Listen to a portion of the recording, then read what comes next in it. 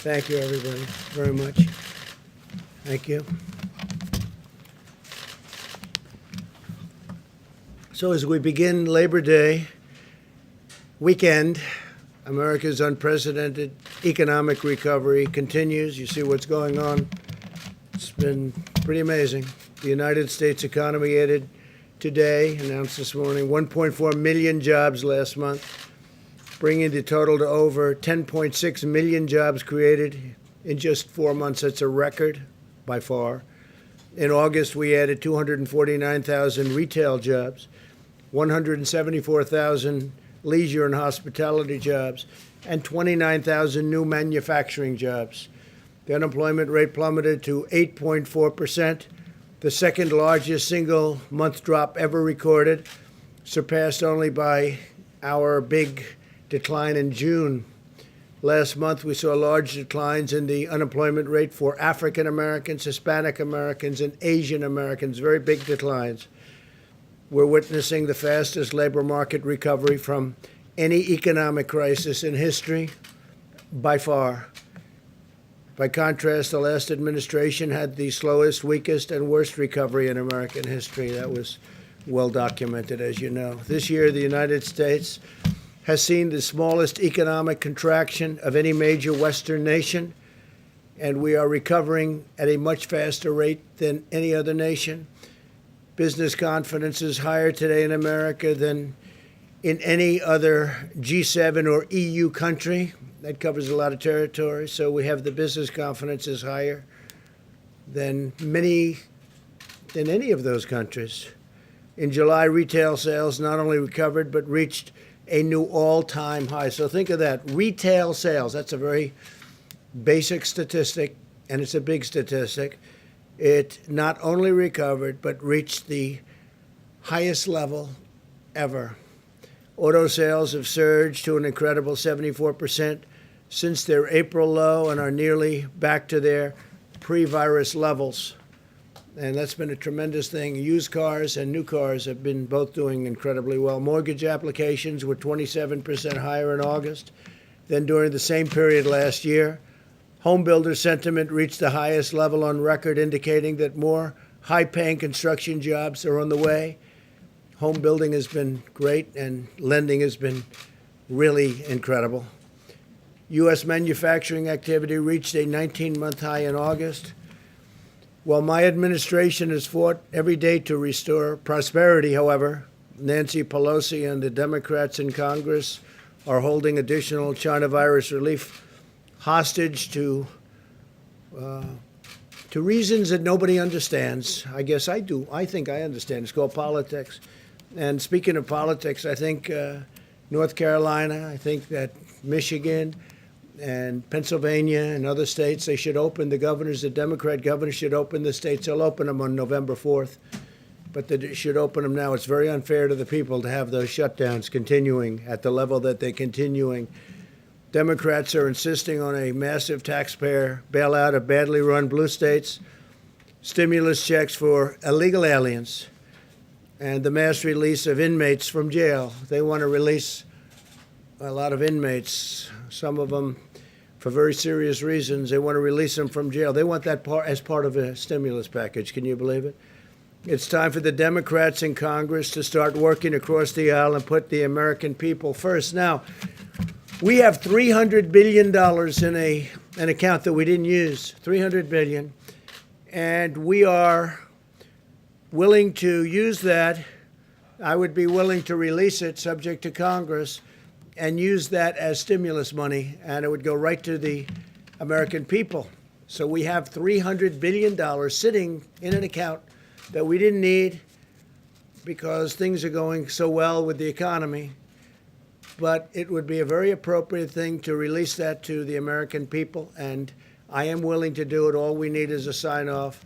But that doesn't mean that we're going to release prisoners, some very vicious people, actually. We're not going to put them on the streets like the Democrats want us to. And we're not going to give stimulus checks to illegal aliens. They came into the country illegally, and now we give them a check. We want to give the checks to the American people. So remember, we have $300 million. It's there. We don't need the money. We don't need anything. Just let that money get released to the American people. As our economy rebounds, there's only one thing that could stop the extraordinary economic comeback and wipe out the future of American workers, and that's what the Democrats want to do with a $4 trillion tax hike, implementing things that will be really bad for our country. And this will just absolutely cripple what we're doing on regulations and so many other elements of success. We had the greatest economy in history prior to the China virus coming in. Now they want to stop regulations. They want to bring up regulations to a level, stop the things that we're doing, which are at a much smaller level, and bring up regulations at a level that nobody's ever seen before. They want to do things that will make it impossible for any economy to grow. They want to ban fracking. And as you saw, ban, and all of a sudden he sees his polls going down, and now he says, well, I was only talking about not maybe banning fracking, but he wants to ban fracking. And it doesn't matter what he wants to ban. The people that control him want to ban fracking. And whether it's Pennsylvania, Texas, Oklahoma, North Dakota, so many other states, you can't ban fracking. That would be a disaster. Ohio want to abolish American energy. I mean, that's what's going to happen. Adopt disastrous trade deals and inflict a devastating shutdown. As you know, he said, we want to shut it down. We would be willing to shut it down. And you don't shut down when we're setting records. And by the way, we're rounding the corner. We're rounding the corner on the virus. Joe Biden's blanket shutdown would collapse our economy, would cause countless deaths from suicide, drug, alcohol abuse, heart disease, and more. You know, shutdowns cause a lot of problems, a lot of very serious problems, more so than the virus itself. Biden's plan is not a solution. It's a virtual surrender. And our country is doing so well. We're starting to do so well. I think we're going to have a great third quarter. I mean, you're going to see for yourself because the numbers will be announced sometime prior to the election on November 3rd. And as you know, Joe spent his entire career sending American jobs to China and other far-away countries. For 47 years, people were pillaging our country, taking our jobs, taking our companies. And that's never going to change with that mindset and with that group. Biden is not going to be standing up to these foreign countries. He's not going to be standing up, maybe more importantly, to the people that run the Democrat Party. He doesn't have the strength to do that. He refuses even to condemn Antifa, a bad group, a far-left domestic terrorist organization. He doesn't want to say anything bad about it. His plan to appease the domestic terrorists is the exact opposite of what I'm doing. Now, I think you saw that last night. Yesterday, the U.S. Marshals, we sent them in, U.S. Marshals. We were waiting for local government to take care of it, but they didn't do that, so the U.S. Marshals went in, law enforcement. They took down the Antifa member who murdered a man in the middle of a street in Portland. The suspect was killed after drawing a weapon when officers attempted to take him into custody. They wanted to take him in. The U.S. Marshals, credible people. So I want to thank them for their strength, their bravery. And I really do wish that the mayor of Portland and the governor of Oregon would get going and stop the crime in that city. It'd be so easy to do. While we're focused on creating good-paying jobs, the radical left is focused on unleashing really violent mobs. And you see that whether you're conservative or liberal, Republican, Democrat, or independent, we must all agree the need for peace and order and safety. Under my administration, law enforcement is conducting arrests nationwide of rioters, looters, and domestic terrorists. The reasons we didn't put Chicago into our list, where we're holding back funds from some of these states and cities that are doing such a poor job, such an incompetent job, a job that nobody can even imagine how bad. And we're holding it back until they get their act together. And we are having a lot of people in Chicago right now, and you notice that their numbers are going down rapidly. But we've deployed a lot of federal law enforcement inside of Chicago, and they're taking out quite a few people. and they're being arrested, they're being put in jail, and that's why you see those numbers going down. That's why you see that with respect to the mayor, we did not hold back funds in Chicago. But New York is experiencing a tremendous crime wave, in some cases up over 300%, and they have to do something quickly. We just spoke to Mayor Bowser, and she's willing to do whatever is necessary. We had a very good talk with her. That's in D.C. And the other places, they speak for themselves. We're working with the state and local authorities to comb through hours of videotape, identify and arrest suspects, and prosecute lawbreakers. We've already got over 300 in jail, and we have tremendous evidence. And I want to thank the media for helping us out, because they're taking different angles. We have it from every different angle. You can't probably have any better than what we've got. We see it from the sky and the ground, and from the right and from the left. So when they say they didn't do it, we say, well, what's this? So we get that from the media free of charge. Under Operation Legend, we've surged federal law enforcement to cities plagued by violent crime. The initiative has already resulted in tremendous success, and nationwide, we have over 2,000 arrests, and we don't talk about it too much, but now we might as well. So we've arrested over 2,000 criminals. They're criminals. And in a single month, murder rate in Chicago, as you know, and as I said, it was cut in half, actually.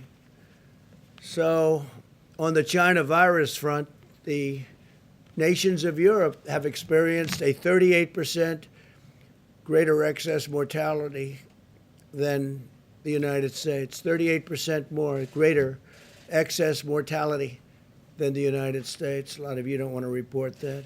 And if we took New York out of the equation, there's nobody even close. The job we've done is incredible, and we don't get any credit for it, but we've done an incredible job. Through Operation Warp Speed, we have 3 vaccines in the final stage of clinical trials. Yesterday, Pfizer announced, I just spoke to the head of Pfizer, great guy. They announced that it expects to have the results of its trial very, very shortly, next month, but very shortly. We remain on track to deliver a vaccine before the end of the year, and maybe even before November 1st.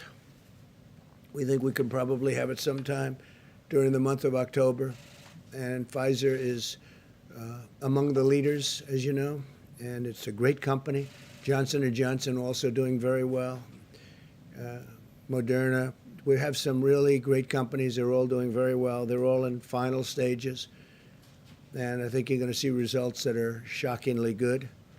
Finally, I want to provide you with a brief update of the virus. Cases in the United States have declined 28% nationwide over the last month, and hospitalizations and deaths have continued to decline over the past week, very substantially declined.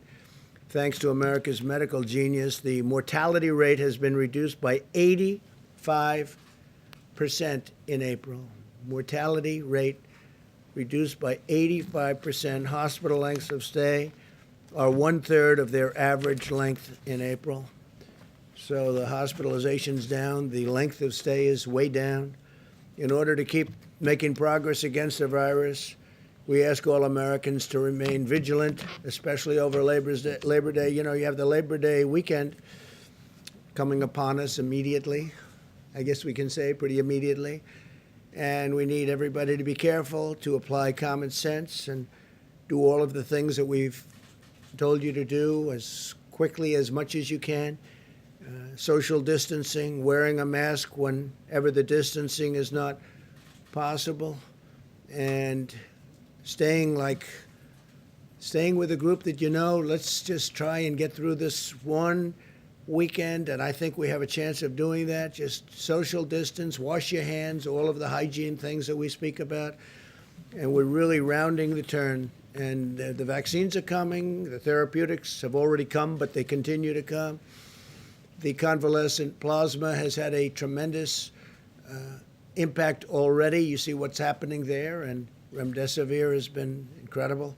So we have a lot of things happening. We have a lot of therapeutics coming out. I think from the standpoint of common sense, I guess therapeutics to me right now, you go into a hospital, you give somebody a shot or transfusion. It might be a transfusion.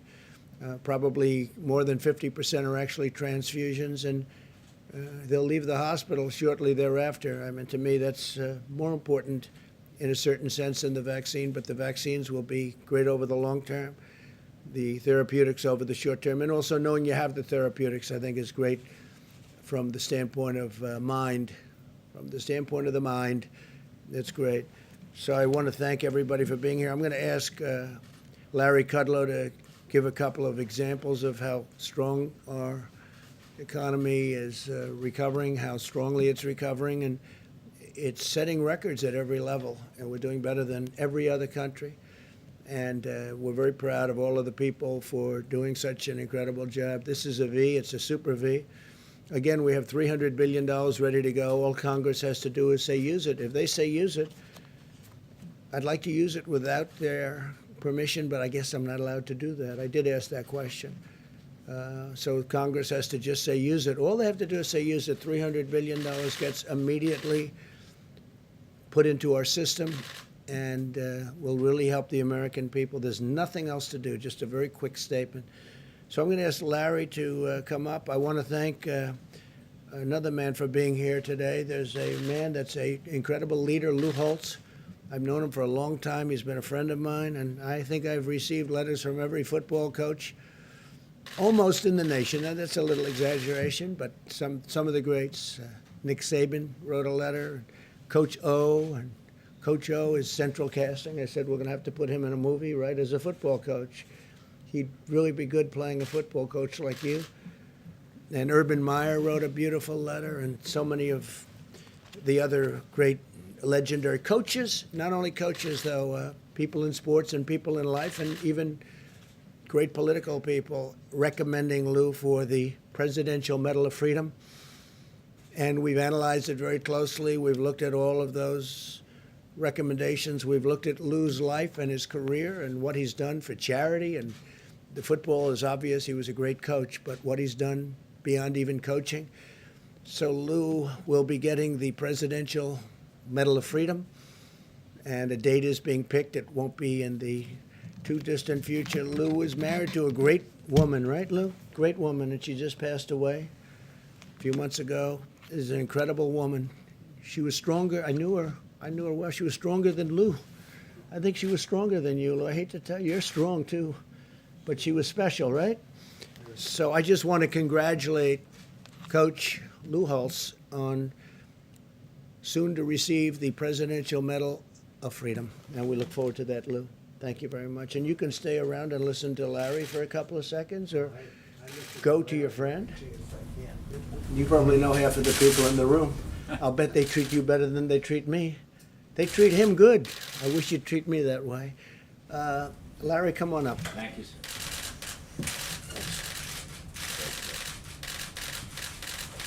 Thanks, sir. Appreciate it. Again, Coach, many congrats. Many congrats. Just to underscore the President's assessment of the economy, very strong jobs report today, 8.4% unemployment rate. 1.4 million payrolls increased, but I want to add 3.8 million increase in the important household survey, which aims at small businesses particularly, and from which the unemployment is calculated. In the past 4 months, we've generated a 10.6 million increase in payrolls and a 14 million increase in households. So we've restored basically half of the jobs that were lost in the pandemic contraction. Today's report also included the lower wage industries and minority groups across the board. The diffusion index was a whopping 69%. So these gains are very broad-based. There's still too many people out. There's still too much hardship, still too many unemployed. And we're working on that, and we're moving in the right direction. And that's why today's numbers are encouraging and optimistic. Now, other areas that the President mentioned, just to underscore, we are in a housing boom. There can be no disagreement about that. Sales, mortgage applications, prices, home starts up 23% annually in July. We're in a car boom, automobile boom. We've gone from 8.7 million in sales to 15.2 million in sales in the recent 4 months. That's a big jump. As the President mentioned, the leading indicator of that is used car sales and prices. The manufacturing indexes are very strong. This recovery includes manufacturing. The ISM's running in the high 50s. The new order index is at 68. Production index is 63. We had a manufacturing report for durables, core durables. Over the past 3 months, orders up 35%, shipments up 35%. So these are very strong numbers. New business applications from 25,000 to 66,000. It's a 160% gain through August. And as the President referred, consumer spending is booming. We're up 84% annually over the past 3 months. My view, of course, we are in a V-shaped recovery. It is a self-sustaining recovery. High demand, increased production and manufacturing, along with decline in inventories, will give us a tremendous momentum going into the second half of the year. I still reckon that the third quarter will be at least 20% growth. The Atlanta Fed's GDP Now index is close to 30%. I think 20% is a good number. I think the whole second half and next year, provided that economic policies remain pro-growth. And I just want to mention one thing on the policy front. I simply don't understand the other side wanting a $4 trillion tax increase after a deep pandemic contraction. And on this point, I believe vast majority of economists, I don't care if you're a Keynesian, demand sider, supply sider, you just don't raise taxes by this amount or by any amount really, but $4 trillion, really picking the pockets of taxpayers who are returning to work now and need all the resources they can get. You just don't do it. The profession should be have a complete consensus on that. And so I'm quite surprised, and I think that is a potential obstacle, and people are beginning to speak about that. But all I can say is, factually, the numbers are coming in very positively. There's a lot of optimism going on. More work to be done, but we're rolling in the right direction, sir. Thank you. Appreciate it. Okay, please. Thank you, President Trump. If I could first ask a clarifying question about the $300 billion. Yeah. You've ruled out doing that unilaterally. You're going to wait for Congress to repurpose it for stimulus checks.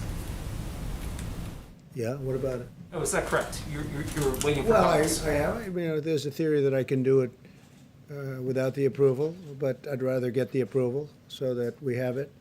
But there's a theory I could take the $300 billion. It's money that we have, money that we've built up, and money that we haven't spent, and I would love to give it to the American people as a very powerful stimulus. So, yeah, I think there is a theory that I could do it without having to go back, but I think it would be appropriate to go back, and I would ask Congress to approve it.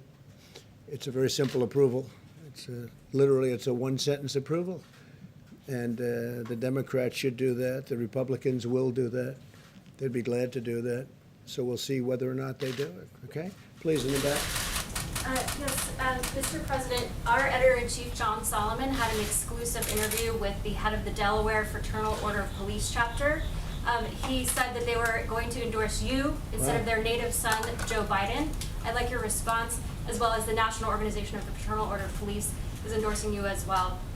Well, I'm honored that Delaware, because I don't see Biden anywhere but Delaware. He's and I like Delaware too, but to have the law enforcement in Delaware give their endorsement to me is really a great honor.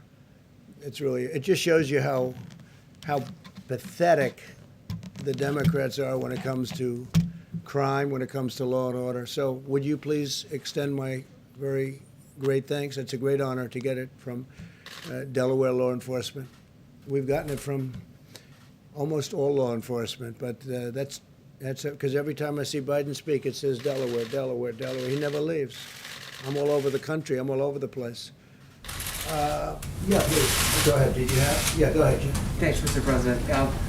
Germany has said that Alexei Navalny, the Russian opposition leader, was poisoned. What do you think should be done to Russia about that? What is your message to Russia about that? And how should the international community and the United States respond? Well, I think we have to look at it very seriously if it's the case, and I think we will. There's nobody been tougher on Russia than I have. We get along. I get along with almost all countries. I get along with North Korea. Remember, we're supposed to be going to war with North Korea. If Hillary got elected, you'd be at war right now with North Korea. Then it would be a very messy war, a very bad war. Many millions of people would be killed. In the meantime, we've gotten along with them. We didn't get to war. Everyone said that if I was elected, I'd be at war in 1 week. It's been just the opposite. We're doing very well in Afghanistan, bringing the troops down, very low level. And other things are happening very interestingly. We have a great peace deal going on in the Middle East, actually, with UAE and Israel, and that's been received like probably very few things that many people have done. It's been very well received. And we'll be having other countries announcing soon they're joining that. And you're going to have a lot of countries in that. A lot of countries are saying, hey, why didn't you bring us in right from the beginning? They would have loved to have been there, but they want to be in. So we're doing a lot of things. I think that I was the one that alerted the United States and the world, Nord Stream 2. I said, why is Germany spending billions and billions of dollars to Russia to get their energy from Russia, and then we're supposed to protect Germany from Russia? What's that all about? And the sanctions and everything else. At the same time with Russia, we're right now negotiating a nuclear non-proliferation treaty, which is very important. It's a very important thing. To me, it's the most important thing. Some people say global warming. I don't. I say this is far more important. And we are the biggest. They are the second biggest, nuclear-wise. China's third. They're actually a distant third, but they're building pretty rapidly. And at some point, we'll include China into those talks. But we're doing very well with Russia on nuclear non-proliferation. So I don't know exactly what happened. I think it's tragic. It's terrible. It shouldn't happen. We haven't had any proof yet, but I will take a look. It is interesting that everybody's always mentioning Russia, and I don't mind you mentioning Russia, but I think probably China at this point is a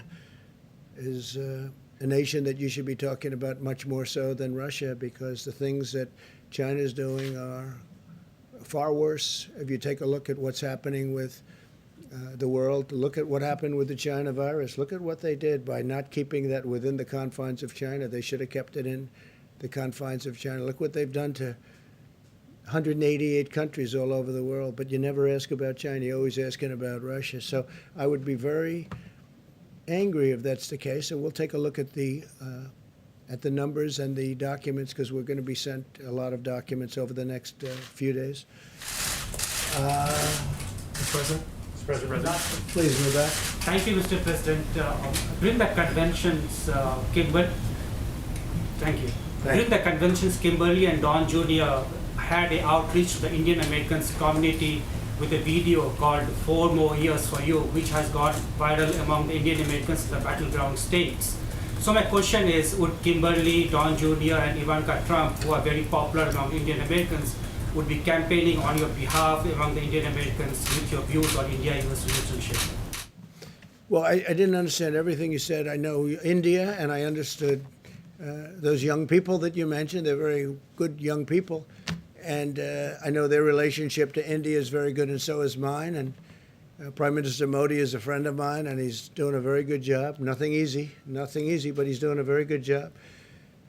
We're talking, while we're at it, we're talking about China and India. They're going at it pretty good on the border, as you know. It's been very nasty. It's been a very nasty situation. And we stand ready to help with respect to China and India. If we can do anything, we would love to get involved and help. And we are talking to both countries about that. But I appreciate your nice sentiments. They think a lot of India, and so do I, and I think a lot of your Prime Minister. Thank you. So my question was about Indian Americans. Do you think they are voting for you?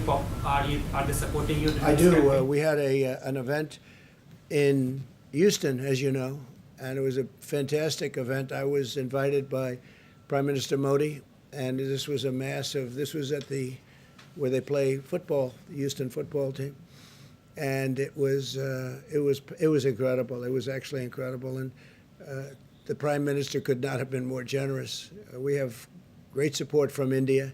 We have great support from Prime Minister Modi, and I would think that the people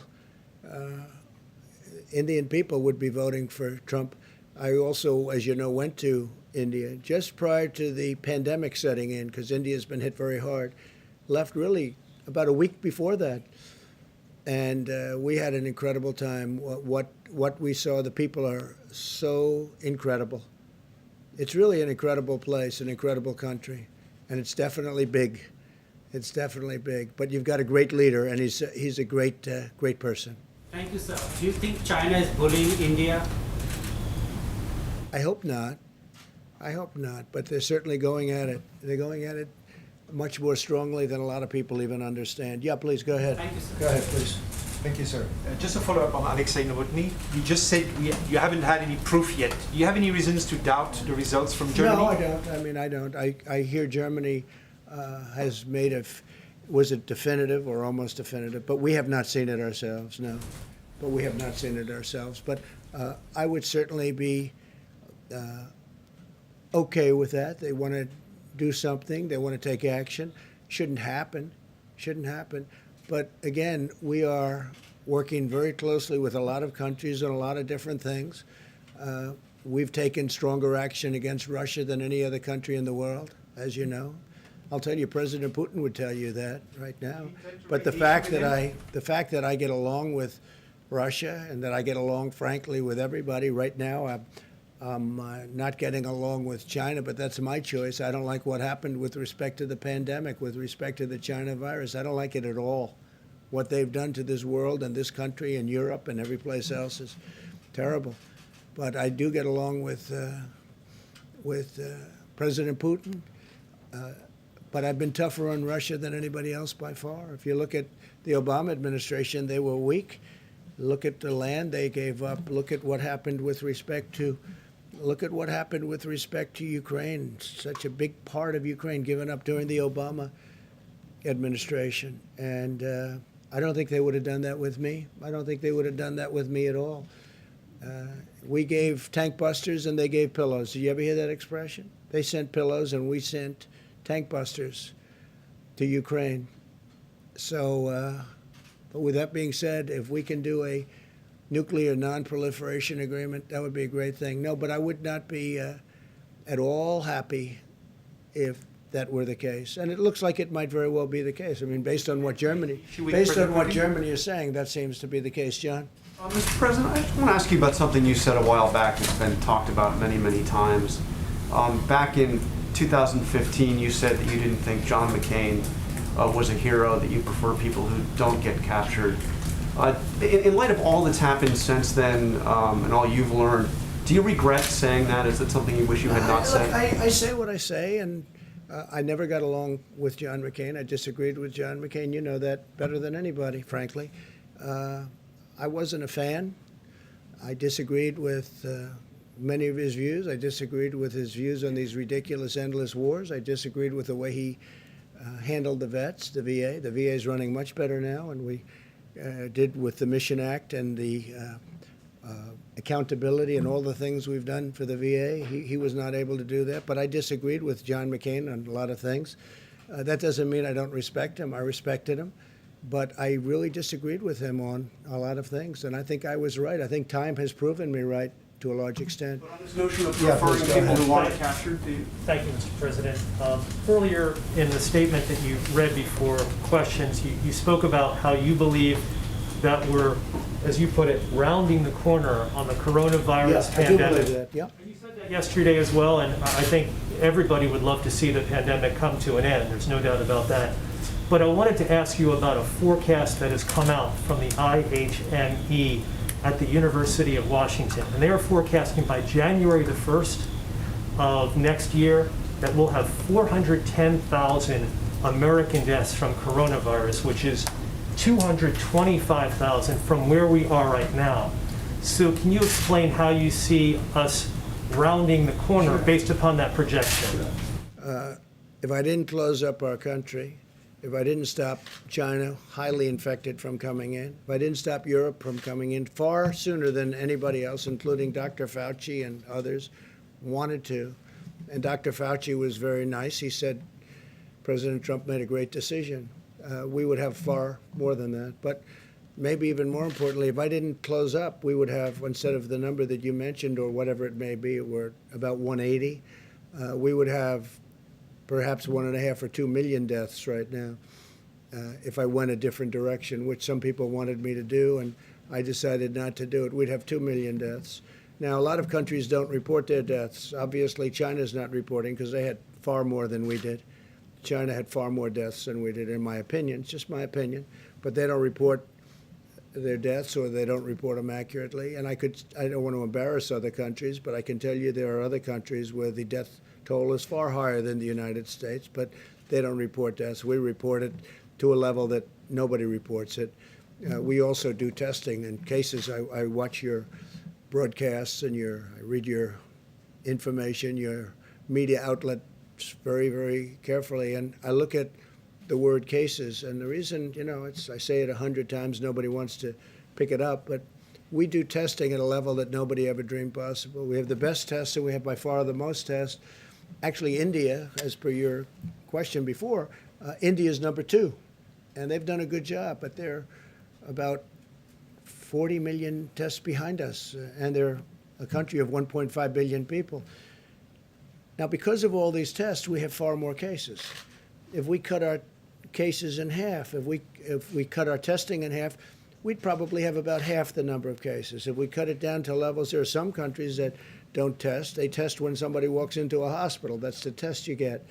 They walk into a hospital, they're sick, that's your test. We have tested more and better, and you just see where we now have millions of tests coming in from a certain company that's done a fantastic job, and it's going to be anywhere from 5 minutes to 15 minutes on the spot, very accurate test. But if we had much less testing, no testing, you wouldn't be reporting cases.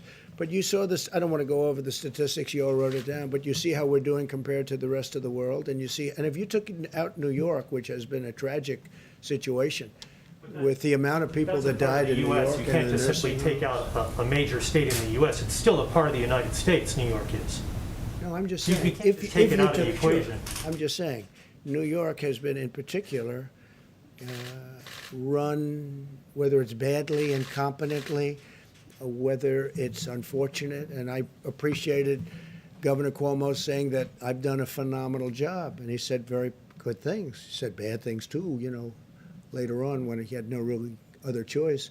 But if you took out New York from those numbers, you can multiply our tremendous success by a lot. But look, the bottom line is that the job we've done on COVID-19 or the China virus, China plague, call it whatever you want, there are a lot of different names, but it's been incredible. We've also helped a lot of other countries, especially with ventilators, because we are now, we build ventilators at a level that nobody ever thought possible. So you don't see that forecast being accurate, the one that I cited to you. Yeah, but you didn't hear me. If we didn't do what I said, we would be at 2 million deaths right now. Taking that into account, it's just going forward. No, they're not taking that into account. I had a choice to make. If we made the wrong choice, the number that you have, which is less than other countries, but the other countries don't report deaths. They don't report them to the extent, and they're not accurate. You know that, and so do I. Because you take a look at some of the things happening in certain other very large countries. First of all, we're a very large country. But you take a look at things happening with respect to the reporting of deaths in other countries, and I say, give me a break. So it's been amazing. But we made some moves at the beginning. China, big. Europe, big. But the biggest of all was closing it down, understanding the disease, and we did, and now we know it's the elderly. It's especially elderly if they have heart, diabetes, if they have problems. And we're watching it, and we're watching it very closely. And by the way, we're doing super testing with respect to that, super testing. But if we did it a different way, instead of the number that you said, but basically the number that we're at now is approximately 180,000, we'd be at 2 million people right now. Could be higher than that. Have you spoken to Yeah, the please go ahead. President Putin about the Russia vaccine, Mr. President? The I Russia don't know anything vaccine? about the Russia vaccine. I'm not sure. We have our vaccine, and our vaccine is, I think it's going to be the standard. It's going to be great. These companies are incredible. They've come up with the great vaccines over the years, and that's the vaccine that probably most of the people in this room are going to want to take, right? Thanks, Mr. President. A quick clarification on my question. The $300 billion, is that from the Main Street lending program, or is that from a different part? Where are you? It's sitting in an account, has not been spent, but we're willing to spend it. No, we're willing to spend it. I'd like to get approval from Congress. There's a theory that I don't have to do that, but I'd rather be upfront, and I'd like to get approval from Congress. Let it go directly to the people. It would be a great stimulus. It's actually more stimulus than we're asking for in terms of pure stimulus. This would be pure stimulus. I wouldn't have to let prisoners go, some very evil prisoners go. Like, think of it. The Democrats, in order to get what they want and in order to give us what they're talking about allowing prisoners to be released, prisoners that we don't want to be released. So in order that we get money to the American people, they want to say release prisoners and other things like that are very bad.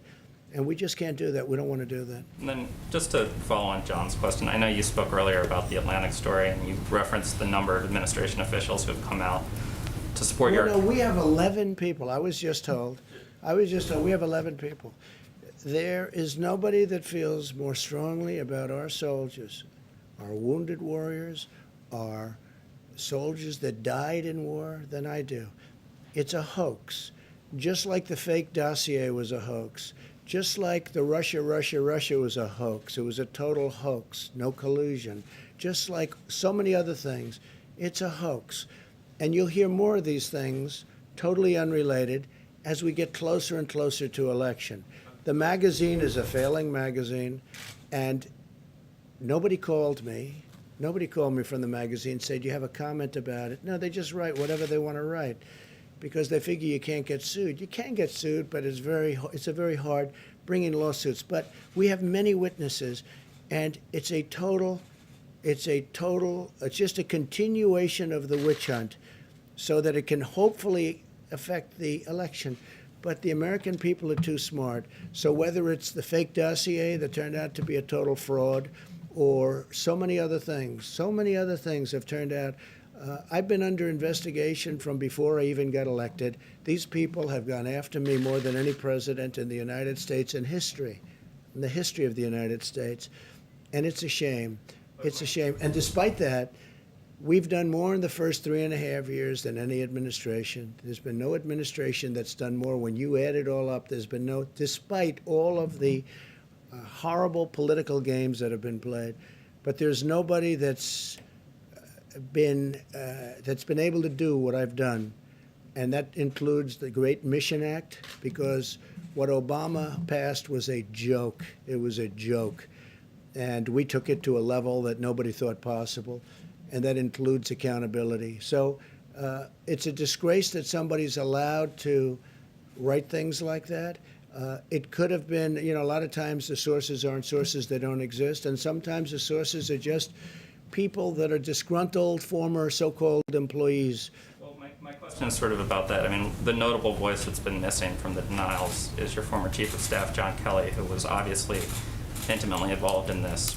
How are we supposed to read the fact that John Kelly hasn't? I know John Kelly. He was with me, didn't do a good job, had no temperament, and ultimately he was petered out. He was exhausted. This man was totally exhausted. He wasn't even able to function in the last number of months. He was not able to function. He was sort of a tough guy. By the time he got eaten up in this world, it's a different world than he was used to, he was unable to function. And I told him, John, you're going to have to go. Please give me a letter of resignation. And we did that. And now he goes out and badmouths. Now, there are people that are jealous. There are people that are upset that they're not here anymore. There are people that we've done an incredible job. The virus came in, and now we're doing an incredible job again. We're going to build it up bigger than it was before the virus came in. But I don't know that it was him. I haven't seen that. I mean, I see anonymous, but it could have been a guy like a John Kelly.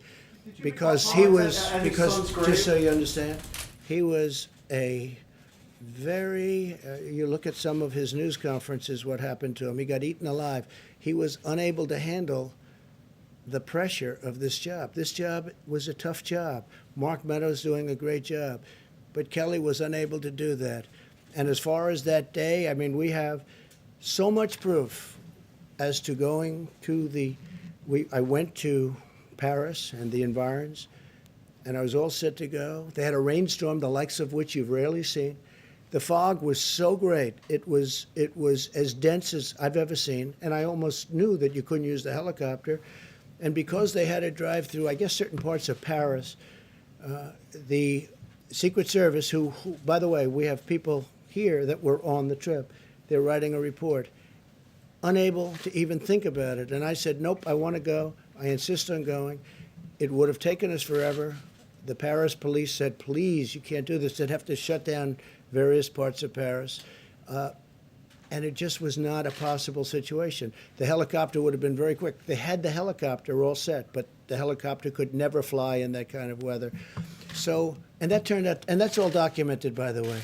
We have all of the information from, and probably will release that information, but I think it's a shame when a second-rate magazine, I don't read it, I know very little about this magazine, but when a second-rate magazine can write things like that about somebody that's done so much for the military, can write things like that and get away with it where you actually ask questions on it, it's a disgrace, and you ought to be ashamed of yourself. And let me just tell you, I watched the interview with Sleepy Joe Biden, and he didn't ask questions. You didn't ask questions like that. Read the questions, yes. They were like meant for a child. Those questions were meant for a child. Smiles on faces of reporters, not like you and you. There were smiles on the reporters. What do you think? Take a look at those questions that they asked him. They were not meant for a grown-up. They were meant for a child. So I just want to tell you, it's a disgrace, because you look at what I've done for the United States military. I love those people. I've gotten them pay raises when they didn't get anything near what I've been able to do. And I've rebuilt $2.5 trillion. I've rebuilt the United States military. Now we're including Space Force. Nobody's done more for them. And then when I have to have a report read like that from a third-rate magazine that's not going to be in business much longer, I look at that and I think it's a disgrace. And then when I watch Biden getting asked questions that are really meant for a child to answer, anybody could answer, and I look at the level of question that you people ask, I mean, honestly, it's disgraceful. So I want to thank you all very much. We appreciate it, and we're doing very well. We're very, very proud of what's happened with respect to the economy, and I think that before the election, you're going to see a third quarter announced. The third quarter will be at a level that our country has never seen before. Next year, we're going to have a year that was better than last year, and I feel very certain it'll be better than last year. It'll be the greatest year we've had. And the whole reason this is working out this way is because we set a foundation for this country like we've never had before.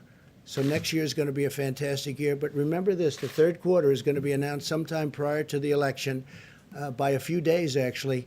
And I think it's going to be record-setting type numbers on GDP and other things. Thank you all very much. Thank you.